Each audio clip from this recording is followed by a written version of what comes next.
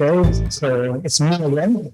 And was the new mic. Hope is better. Apparently, there was some background noise, and yeah, I heard that there are many people online. So, and indeed, if there is some questions, please don't be shy. I guess is it fine? Or, okay, and yeah, we'll try to. To address and the discussion. So maybe I'll go also a bit quicker on the second part of the presentation, where we will address actually the dilemmas. There are many dilemmas on this, and we already seen some of them. But indeed, the idea is to try to go, as we started now with the question of the director and colleagues, to go more into the policy part, how we can innovate also in the public sector in particular, because being in the National School of Public Administration, it's clear that one of the main, let's say, and the core target of any capacity building training is addressed to the policymaker, the civil servants, those then they do the rules and then have to also, let's say, teach and give somehow the example on how to use in an ethical ways this technology. So before doing that, we try to go into the future. So that was also the question before, how we see the future, and then addressing this, call it a trilemma of the governance of, with, and by artificial intelligence, how we see the public services using artificial intelligence in Europe, and we see quite some rhetoric behind the reality, and I'm sure, we can discuss this, what is the situation here. From what I know, you are doing interesting things, maybe more than in some countries in Europe, and then we will be back to the future, discussing what the European Union is trying to promote as the way forward for a human-centric approach to artificial intelligence, and then bringing this also to the global debate we are currently in. So, this is interesting. This was not, I don't know, unless my daughter got into the, or maybe ChatGPT got into the slides, but anyway. When I was still at the JRC, at the Joint Research Center of the European Commission, before deciding to leave in the middle of the pandemic, so in 2020, we made an exercise basically for the new commission that was coming in, the Commission von der Leyen. We started just before, and then it was concluded exactly in the summer of 2020. And the question was, okay, how will be digital Europe 20 years from then? And of course, we will be right at least until 2039. Then we will see if these scenarios, or which of these scenarios will be the one that will be realized. We were looking at the time at two main dimensions that are still very relevant and actually are current, let's say, hot topic for discussion. How the digital transformation landscape will evolve, the regulatory framework. So should we be more, let's say, dirigist, interventionist, having a framework, and we avoid, we prohibit things, or is more like a laissez-faire, hands-off approach? And this is very much now, especially on AI, relevant. And this is more like the American versus the Chinese approach. And the European that are a bit in between, because in Europe we believe that we can innovate through regulation. This is how the European Union has been built so far. But then there is the use of these technologies by the citizens, that at the moment, as we see in the current status quo scenario, that we could continue and nobody would care, definitely not Elon Musk or Zuckerberg, is that we just tick the box of the GDPR notice and we don't know what's happening. And, this is very closed system because, you have the Apples, the Microsoft, the Googles, they are all supposedly open, but in reality, they are very closed systems. They are just interoperable among themselves, unless forced to do so by some regulations. And this is a very apathic way of using these technologies. And but on the other side, and especially during the pandemic, we see these two approaches that came out strongly. One is that, okay, we have a lot of fear, we are afraid, and so we have to control that everybody is behaving. And so better don't do much rather than risk to do something wrong. This is what Cass Sunstein already wrote in his book in 2005, The Law of Fear. So that having a precautionary principle can actually at a certain point make you so precautionary that you don't do anything. And this is very dangerous in a world that want to instead use in a society that is by nature interested in innovating and changing things for the good and the benefits of society. And this is also, so this trade-off between being precautionary but inclusive and being surveillant but also afraid is also what we see in the Susanna Zuboff paradigm of the surveillance capitalist, no? That is different from what we could have instead in a society where you have basically social credit systems like in China dictating your life. Now, of course, we all dream of an ideal scenario where, we have a trusted and open innovation system where we can use this technology for the benefit of society. We trust, that when we use whatever system, our data are not, let's say, misused and so forth. And this is more in line, as we will see, with the origins of the digital world, what Sir Tim Berners-Lee was actually imagining when he invented the World Wide Web. And I had the pleasure to meet him in June, and he's still very lucid on this vision. Now, if you want to see to understand the use of technologies and innovation in the public sector, of course, we need to also reimagine and reframe, the innovation itself in the public sector.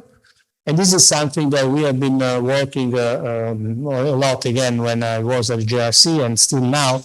And clearly here we have to see that this is valid for all technologies, but in particular for disruptive technologies like artificial intelligence, but we need to go beyond the traditional, let's say, analysis of the situation that, there are political, social factors, economic factors. Technology is not the only thing that we need to address. I really need to rethink the way we organize our work practices, and even maybe at a certain point, what we were saying before, the cognitive capacity of our human resources should be changed. In a positive sense, because of course these, technology brings you in a position to do things that you may not be naturally tending to do. In this sense, we have to have really a pro-innovation approach. That's why the reframing, that is, by the way, a concept that comes from theory of design, that is really to rethink the way, redesign the processes, the organizations, and of course the way we work. And we will see this when it comes to the governance of AI. We don't have time, so I just point you to this report that we did back in 2020. And the policy brief that I'm very proud of, because it actually was then, I don't know if it was an accident or by accident, but basically it was used as evidence for the Berlin Declaration on the digital government for a value-based digital society, but many of our recommendations were actually put on paper and signed by all ministers on digital government in the European Union. And for the first time, at that time, there was a clear, evident emphasis on the need to have, to have a link between the way we use the technology and digital government in particular, and the way I mean, the kind of society we want to have. So the respect of fundamental rights and democratic values, the human centricity of the systems, the sustainability of our society. These are things that may not be obviously linked to digital technology and government, and they were instead very much emphasized at that time. So if we go now more, we focus more on the governance of with and by artificial intelligence. I mentioned previously that, you know, someone is thinking of AI as the printing press. You may recognize this a lithography from, I don't know the year, but some time ago. They were showing how the printing press was working, and you see a lot of humans there too. So it was not just a machine doing everything by itself. And that's what's also still today we have in the AI systems, because they work like the famous Tark. I don't know if you know the Tark, the mechanical Tark. In 1770, don't remember the name, but someone developed this system that was, in theory, or apparently, self-playing chess, and was brought to the Princess Maria Therese of Austria. And this was, you know, everybody was so amazed by this machine that was doing everything by itself, until they noticed that there was someone inside that was playing the chess, or with using some levers. And this is what we also do today. Basically, anything we do with our mobile phones is actually producing some, data that are trained by the models, the algorithms, not to mention also another area of exploitation of humans, or exploitation of people doing, for instance, the very boring check if the machine actually is recognizing if a parking spot is free or not, or if the cat is really a cat or not, because these are humans behind the machine to train the machine to make sure that the machine could, at a certain point, become almost like a human. So now the other question that we have to ask inevitably ourselves is if we are going too fast. Again, and it's not maybe a coincidence that still in the same year, in 1950, that you may remember Alan Turing had this, the Turing test. There was Isaac Asimov with his first book on the iRobot. That was science fiction, but not far from the potential reality that we could see. And because we are really now moving from a time when were just humans that were coding algorithms and then taking responsibility, being also accountable for quality and correctness of the results, to a time when now the machines somehow are doing this by themselves. They learn from examples, and then they reproduce this, and basically the humans may just push the button once and then take the results, with all the risk in the process. That's why I said before, we need to talk about AI, but we need to talk specifically about AI in the public sector, because of course, this is the area where we, as we say, we take also decision, and we also have to give the example. And where we cannot say, as unfortunately someone is still thinking that, okay, but no, the public sector is low, we're not really using this technology. Yes, but in reality, there are many decisions that are already based on these technologies. Automatic decision systems are there for providing social benefits, for giving decisions that have impact on the life of citizens, and especially the most vulnerable group of society. And these are based inevitably on the very poor quality of data and the algorithm accuracy. And we also have very much linked to that, because as we said before, AI is not just machine learning. For instance, there is a proliferation of biometric systems. This came at a certain point during the COVID widespread, and in certain countries in the world, you can have camera everywhere. And this is clearly creating challenges and threats to human rights and especially non-democratic systems. So the COVID-19 at the time, that now we have forgotten that was giving really, there is a before and after probably the COVID-19, but actually exacerbated the threats that artificial intelligence systems had already in society. And since we had to rush, public sector, government had to rush to use technologies, they somehow made some mistakes, let's say. Even the most advanced countries, even countries like Estonia, very digitally advanced, didn't really manage to fully the transition. So clearly we see the high potential for improving quality of services, because exactly as we said before, for the first time ever, we have these three elements all together. Remember the AI evolution, the winter, the springs of AI. You have a lot of data that was not available before. You have systems that are much more advanced, algorithms that are more sophisticated, and you have a huge capacity of computing that is increased exponentially. And this is supporting in theory, the public officials to take decisions, to provide a personalized solution to citizens. But as we said already before, we have a lot of risks, because if systems are dysfunctional, are not working well, basically we are further making them worse and intensifying the asymmetries also we have in society. I mean, these systems are discriminatory by default because the data they use are already biased. So unless we do something in between to ensure that the sample is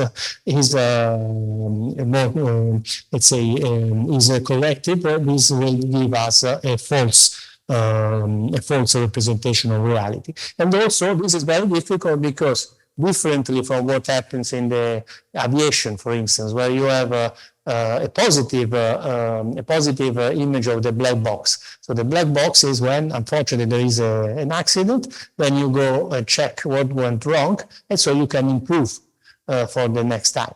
Here, instead, these systems are black boxed in the sense that you cannot see what's in it, and basically you don't see the errors, the mistakes, and the limitation of the systems. That brings a lot of potential threats.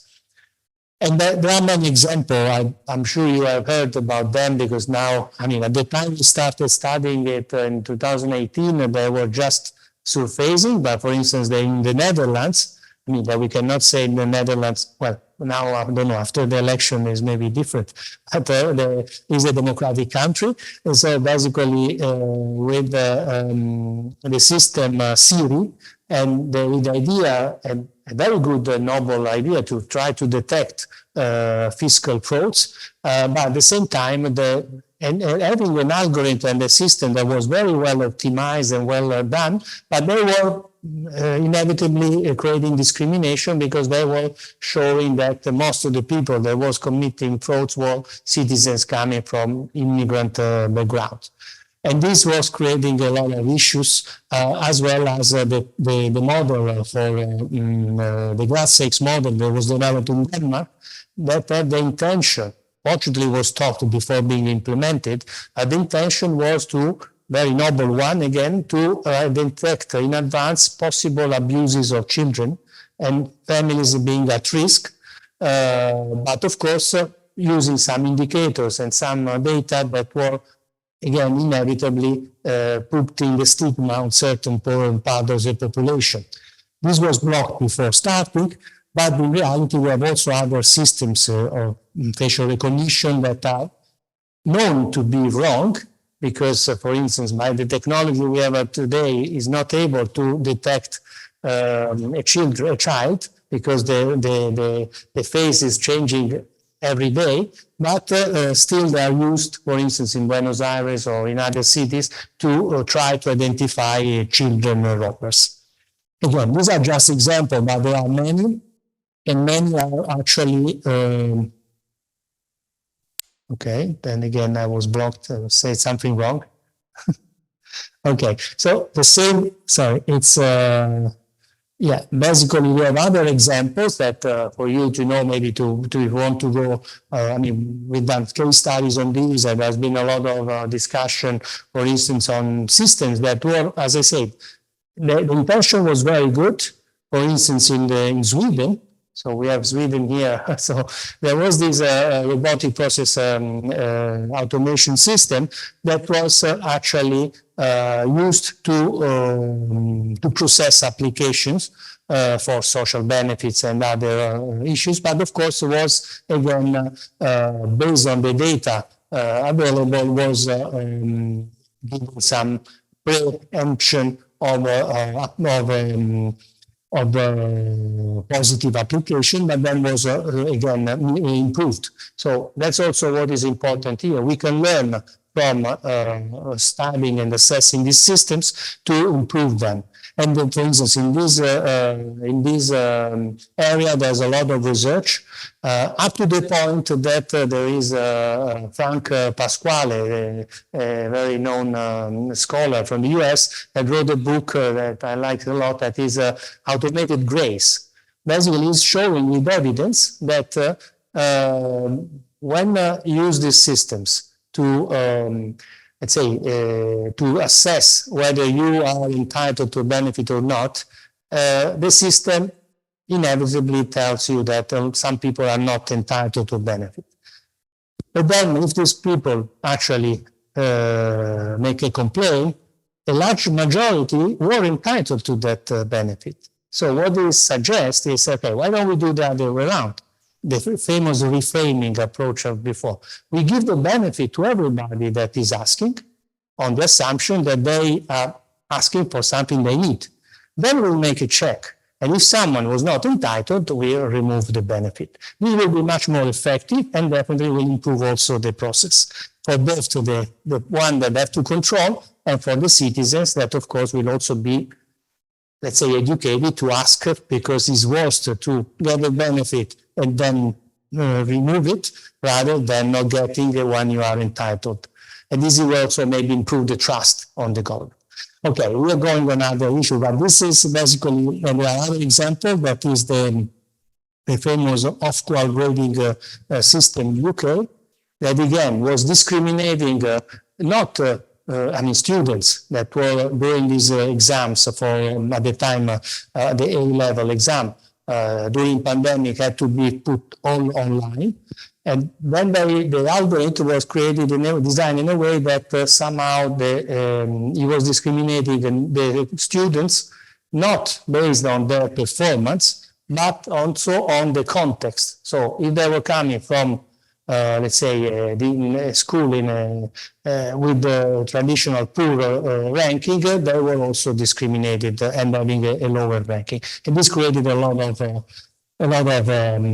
protest.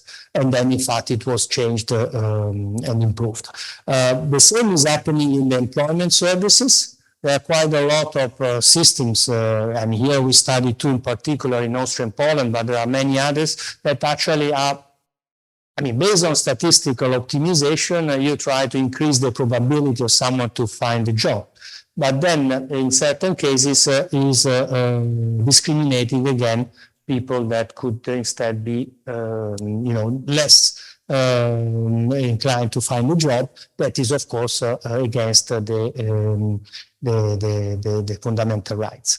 So, I mean, we can discuss on these cases if you want, but this is basically just to set the stage for the famous pyramid that maybe you have seen many times, of the AI Act. That is, I mean, the principle on which the regulation, the regulation of the EU is built.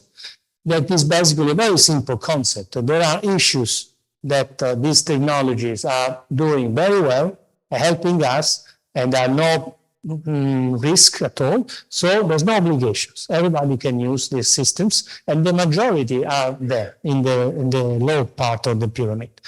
Then, of course, there are issues that have some risk, and then we have to provide transparent data and transparency about the decision that are bringing to certain outcome. And then, of course, when there are high-risk uses, we have to be sure that we follow procedures and there is legal systems in place. And this is where the big debate is at the moment. And then there are some areas where, for instance, in Europe, we do not accept in the European Union to have social scoring, and then this is absolutely unacceptable. Now, of course, some, like one of the co-rapporteurs, the AI Act from the European Parliament, is also pushing for having all biometric systems in the public space being in this category, or at least in their risk, and this is also where the current trialogue, the discussion between the European Parliament, the European Commission, and the Council of the European Union is debating. As you may know, and we will see, there was a first proposal back on April 2021, 21st of April, and from the Commission that has the power of proposing legislation, together with the co-legislator, that is the European Parliament. There's been, and the Council of the European Union, there's been further amendments and discussion. And next week, as maybe you know, there will be hopefully the final meeting of the trilogue of the three partners to co-legislator to decide on the final test under the Spanish presidency of the European Union Council. Again, I'm not even a lawyer, although I studied a bit, but if there's any question on the AI Act, of course, we can discuss, although my colleagues in Brussels are more, let's say, ready for that. But what I instead want to bring to the attention is the famous trilemma that I mentioned in a study I did for the Digital Future Society in 2021, where, I mean, basically we have to be aware that policymakers have a difficult job, no? So civil servants also, because they have to then advise, give the instruction to the policymakers and the regulators as well, because on one side you want to, use these technologies to improve the quality of services, to increase efficiency, effectiveness, etc. But we have, to protect the citizens. So how we do this? And of course, it would be easy if we just do a regulation and we say, okay, this is good, this is bad, this is what you can do and what you can not do. But in reality, it's not so easy, because these technologies are pervasive and they are already integrated into society. And there are other regulations and other practices that are already there. So we cannot just say, okay, we just do tabula rasa and now we only have one law on AI, because AI is already, let's say, part of our life.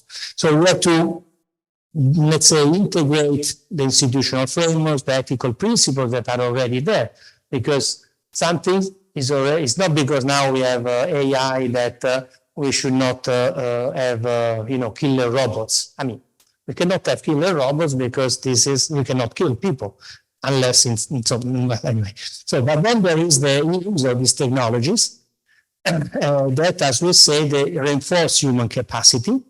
And we have to use this technology in a way to safeguard human rights and deploying then the systems responsibly. But also, what is specific about artificial intelligence, as we have seen, this technology also learn by themselves, and the real power is that they can do things by themselves. But is also the main risk, because of course, at a certain point, we have to decide whether we leave the machine do the job, maybe even better than us, but we have to be sure that they are doing something good rather than just creating more problems. And then that's why there is also the discussion on the human oversight. So to simplify, basically, or to summarize it, these three elements need to be addressed all at the same time. That's why we need to have, the lawyers, the philosophers, the technical, the engineer, all in the same room to make sure that we address this, the complexity of this topic. And of course, if we manage, or when we will manage to have this governance of with and by AI solved, somehow we have found, or we will have found the Holy Grail. As I said, if you ask questions, we can go more in depth in some of this. Otherwise, I go on the third part, that is more focusing on the use of AI in public services. And here, again, I refer to the work or another work I've done for the European Commission back in 2020. That was as part of the AI Watch, the observatory of artificial intelligence that was set up by the European Commission, and I was leading the part of AI in the public sector. And of course, we were asked to see, okay, what's going on and what is the potential impact. And we found that, I mean, despite the claim, the rhetoric of everybody using AI, I mean, the use was very limited. And even those that actually claim or have some specific projects that were using very little the potential of this ensemble of technology. Again, some machine learning or rather advanced statistics, and very few others, let's say, typology. Because as we said, AI is not just machine learning, but is much more. And we developed at that time to avoid exactly to enter in this very politically sensitive war of definitions. We created a typology based on the cases that we collected, that at the time were about 230, but then we have now my former team actually reached almost 1,000 cases across Europe, and they're analyzing the different uses. And we have a very specific focus on the real adoption, not just, we have an idea that unfortunately is often the case. And in fact, this is based on the sample at the time. Now there are more advanced analyses, but they are confirming what we in that seminal report did, that most of these technologies are used for just provide some support to the service delivery. I mean, a lot of chatbots, and if they work or not, this is another story. A lot of attempt to match services, especially in the employment world or in social benefits or in fiscal systems, but less and less uses of this technology actually to go from end to end. For instance, if you really want to have an automated decision-making systems, you need to have the full process digitalized and at the same time automatized, and making sure that you have the system in place. And this is only, in that case, and that sample was only for 5% of the cases. And this, again, we can go more in details, but one of the main challenges that we found at the time is still on the use of data. And it's still today, and in fact, that's why when we look at also at the AI regulation, we cannot look at it in isolation, but rather in conjunction with the Data Act and the Data Governance Act. And of course, it was already mentioned before, the previous work done in terms of GDPR and other regulatory frameworks in the digital sphere. Now, another element is, how each member state can, what each member state can do. And that's why, as we wanted, the European Union realized that we were a bit lacking behind, just to be diplomatic with respect to the big giants from US and China. Basically, there was an attempt to have a coordinated approach. And so there was a coordinated plan of action. So each member state developed a strategy, or was supposed to develop a strategy, making sure that we could not only regulate, that was done at the EU level, but also invest in innovation, in technology, train and build capacity, and also create new opportunities for jobs. In reality, and we looked at the strategy back in 2020, and some of those are more recently finalized. Most of the strategy of the member states were very, let's say, very soft. Let's say, using in a paper I wrote with some of my colleagues, that we used the metaphor of public policy. Let's say there were a lot of sermons, so a lot of talk, but very little carrot and sticks. Not much incentives or really, action to penalize if you don't do things.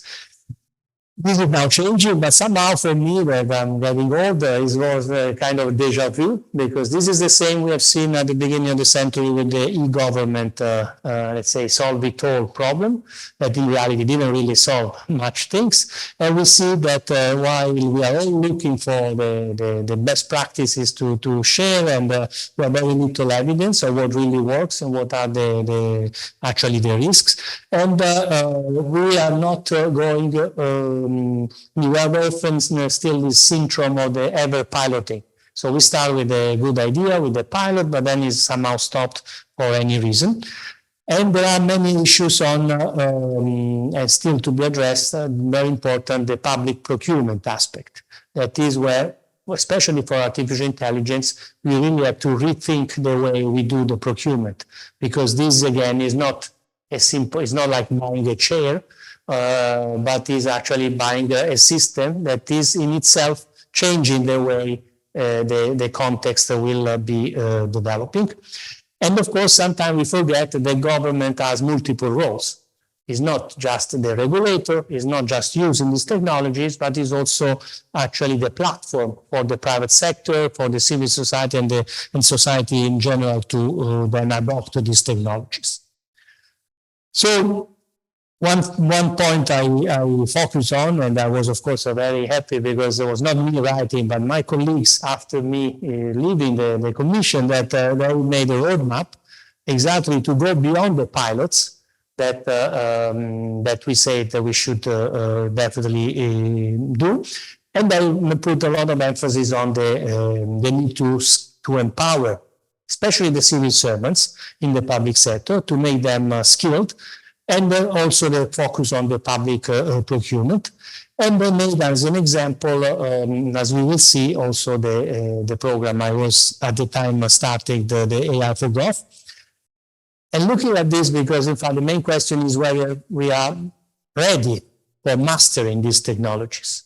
And this, I think, is the crucial question, and I had the pleasure to address all member states at the Secretary of State level with some ministers recently in Dublin, and they recognized that we don't have this capacity at the moment in most countries in the world. Actually, the data from ITU, recent data, this is work I'm doing for UNESCO, show that there are only less than 5% of countries in the world have a digital governance framework apt to deal with the current situation. Even in the UK, and we cannot say that the UK is not, I mean, we can say a lot of things about UK after Brexit, but in reality, UK has been quite advanced, always in the pioneer in the digital world, in digital government. And they have only, in the National Audit Office report of this year, they show that only 20% of their senior level managers have the capacity to rightly handle the challenges of the digital transformation. So this is something to think about, and that's why, I mean, that's why maybe our program that was built as a pilot for the European Union back in 2021 has become so successful, because we tried to put together exactly in the same room people, I mean students, but that in reality are executives, so people working on these different capacities with different background, exactly the expert in public administration, the lawyer, the engineer, and also from the faculty we have, the Politecnica de Madrid, maybe that are the main partners, Politecnica Madrid and Politecnica di Milano, with different focus. One is the data science expert, and one is the design expert, the Department of Design. So exactly reframing, asking the basic questions. Why we want to use AI or any technology? Maybe there's a simpler way to serve the citizens, or which kind of data we want to use, etc. And the idea is to go now beyond this program that has been anyway successful, where we look at some specific area, and also we use a lot of project-based learning. As I say, we are now a bit victim of our success because we won the prize and now everybody wants to do it. We only have 40 places per year, but we are discussing with UNESCO and with the Commission itself to make it, to scale it up. And so hopefully also discussion with the National School of Public Administration will bring to enlarge this beyond Europe, because at the moment, for instance, I'm working with UNESCO on another concept of a compass of digital governance and AI that, especially for developing countries, is much required. And we are testing this especially in Africa and Latin America. Now, last part, and so we can have some, I hope we are on time, no? So anyway, I will go quick on the last part. So this on about the human-centric approach to artificial intelligence. And I mean, of course, I bring here more the European perspective. That is also important to see, because clearly everybody now looks at Europe as the big regulator that wants to block everything. But in reality, and especially when the Commission von der Leyen started, there was, for the first time, the priority, I mean, the competence also somehow shared competence put on digital. And then was the strategy that was made at the time, still very much into implementation now, into design, I would say, that focusing on data. So the Gaia X, for instance, or the data spaces, you may be aware, the human-centric approach to AI and to digital transformation in general, and the need to build digital infrastructure in Europe. And now, well, I don't go into details, but basically there are the ERIC, the EDIC, but also the Global Gateway that are attempted to build a shared infrastructure on top of which put the different applications. Clearly also Europe is becoming in this field since the last few years much more present, let's say, in the international debate. And here just to summarize the many, I mean, some of the many regulations and directives and declaration on AI that started when somehow the policymakers rediscovered or that there was artificial intelligence. It was so important. And basically, there was a declaration in April 2018, the communication on AI made in Europe, the work of the high-level expert group on AI that set the basics for the AI Act and the ethical recommendations, and then the strategy with the white paper on AI, but also all the other regulatory frameworks that are needed to also look at. And as I said, the 21st of April in 2021, there was the AI package with the regulation on AI, the first proposal, but also the new coordinated plan of action. And there I was very happy because we worked behind the scene to ensure that the public sector was considered an important actor. In the first version in 2018, no mentioning about the public sector. Like AI and public sector are two different things. After the work that I did with my colleague, there was evidence enough to show that this is important, is a priority, and actually now is the priority to focus on AI in the public sector and the use of AI by the public sector. But it's only by looking at these two documents together, so the regulation and the coordinated plan of action, that we can understand the strategy that has been put forward by the EU in this area. And this brings to what I think one of the questions before was raising,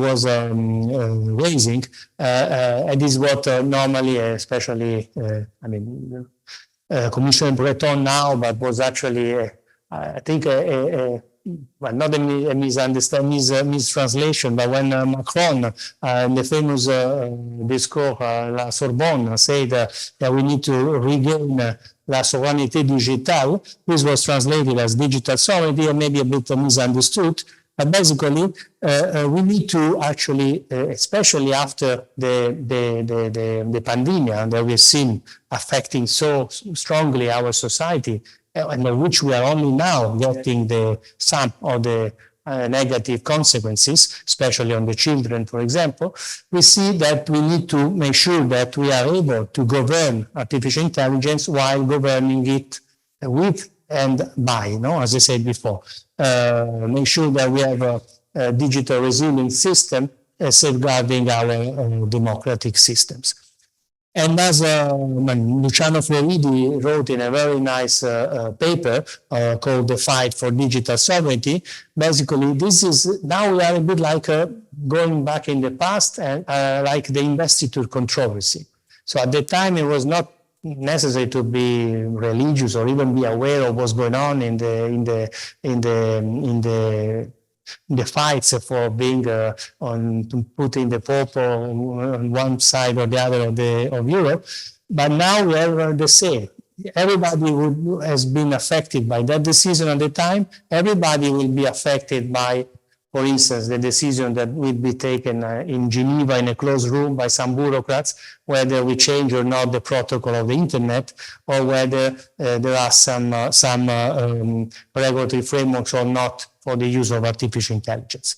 And here we go back to what I said before, and actually Cass Sunstein already said in 2005, that, I mean, of course, if we don't actually know the risks that could be created by certain technology in this case, then we should actually not do anything.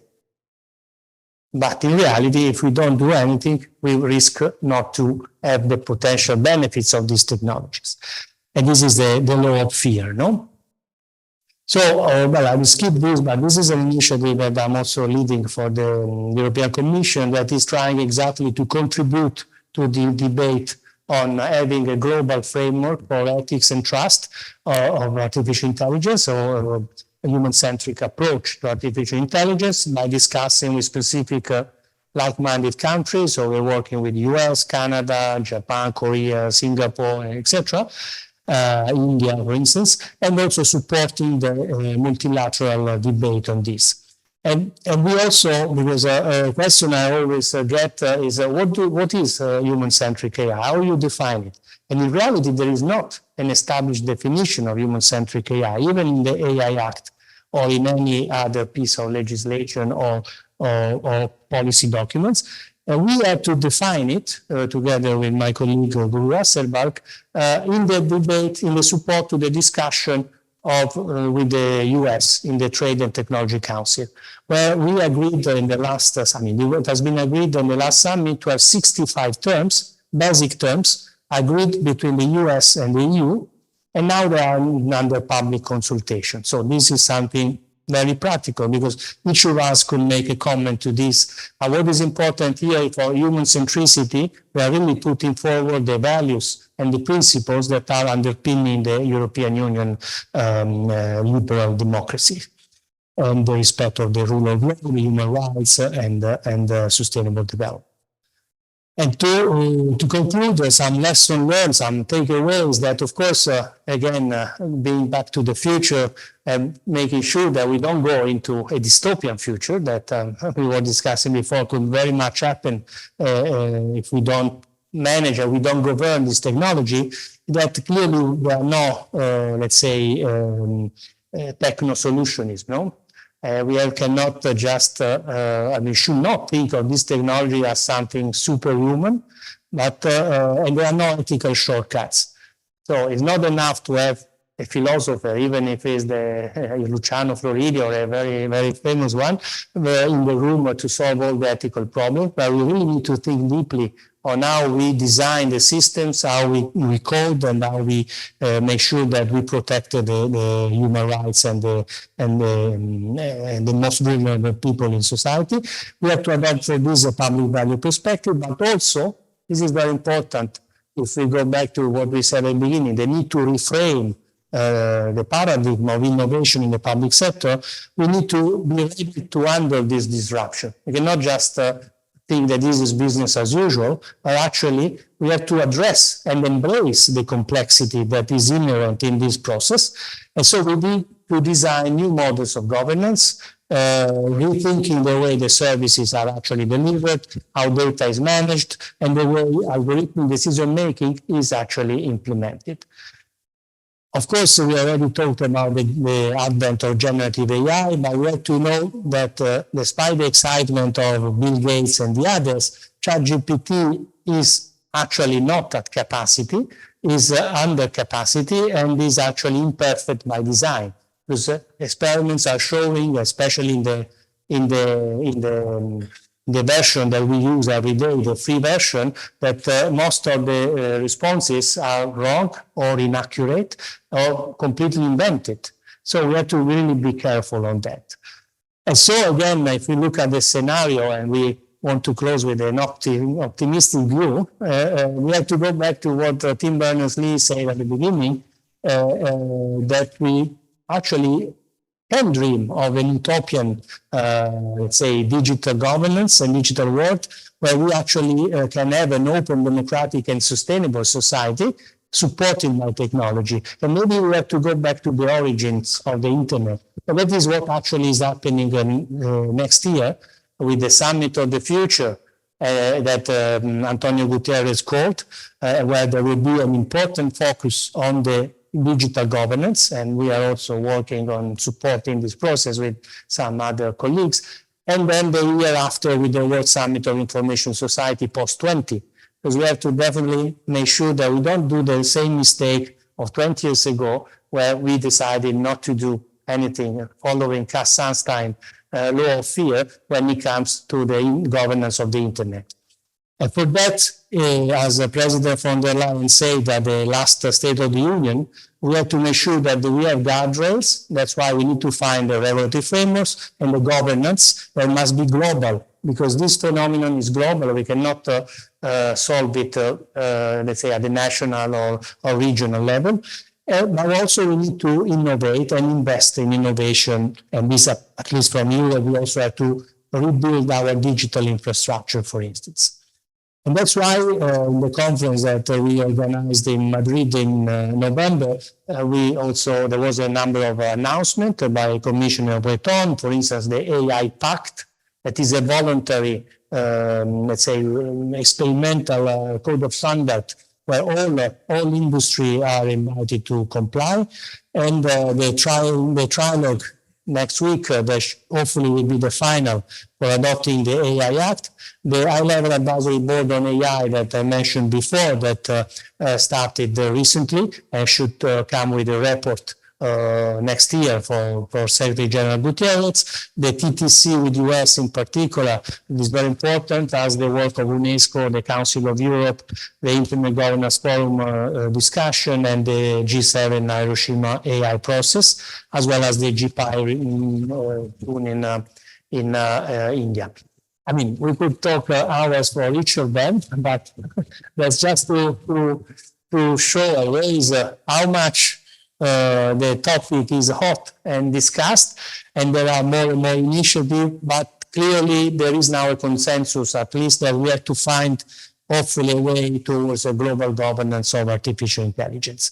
Because if it is true that, as Will Gibson said back in 1999, that the future is already here, but it is unevenly distributed, I think we are just at the beginning of this deep dive into the digital transformation. And of course, we have to make sure that we have enough oxygen and instruments to make sure that we don't draw into this dive, but actually we take the best out of it. And so with this hopefully positive note, I will conclude, and because AI can indeed help us augmenting our limited human capacities, but only if it is ethically designed and mastered. So now it's up to you to train also on this. And of course, although I went a bit further, but I'm open to questions and comments, and thanks.